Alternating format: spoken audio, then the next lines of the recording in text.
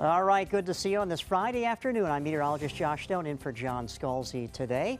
And currently it's 91 here in Sarasota, 88 in Venice, 88 in Northport. So upper 80s, lower 90s, but what does it feel like? It feels warm.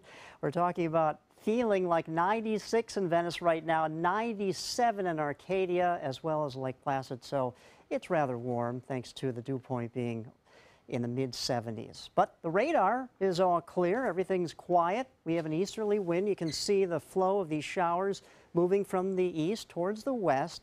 Yeah, it's clear now, but later this afternoon and early this evening, we could get some more showers that develop along the Suncoast. But right now, let's enjoy the sunshine outside. If you can take a break from, say, work and get outside for lunch. All right, we have a few tropical waves here to talk about, but there's upper level shear. And if you know anything about the tropics or the dynamics of tropical activity, these things cannot thrive upon upper level wind shear. So the wind shears are shearing off the tops of these storms, and these things aren't going to get going.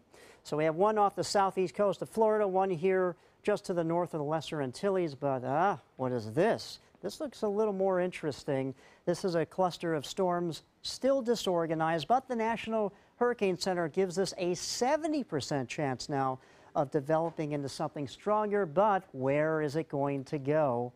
That's the question, and I think we may know the answer. Remember, we have upper level shear, so that's not going to help this thing get organized, which is, of course, good news, but it does look like this is going to track towards the northwest and then eventually up towards the north into the open waters of the Atlantic, not affecting any land. So, of course, that's great news.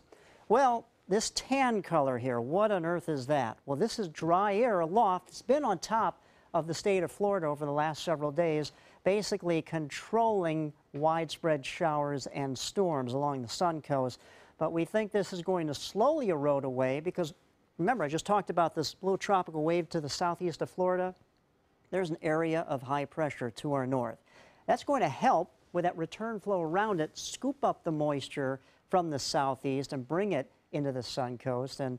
And that means that we could get more shower activity over the weekend. Now, as far as tonight goes, Friday night football, we may have a few showers and storms near kickoff, so you may want to bring your umbrella to the game. But I think these storms will slowly move out into the Gulf of Mexico as we go through the evening hours, and I think we'll get those games in. But it's just something to look out for if you're attending the games tonight. And then tomorrow night, well, we talked about that moisture coming in, so a little more shower activity as we go through the weekend. All right, how about the forecast today? 92 degrees. Get this, folks, the average is 89, so once again, we're going to be above that. Yesterday, we hit a high 95, so it's been quite warm around the Suncoast, and our temperatures throughout the next several days, lower 90s, but as you can see, the rain chance does increase. Rebecca?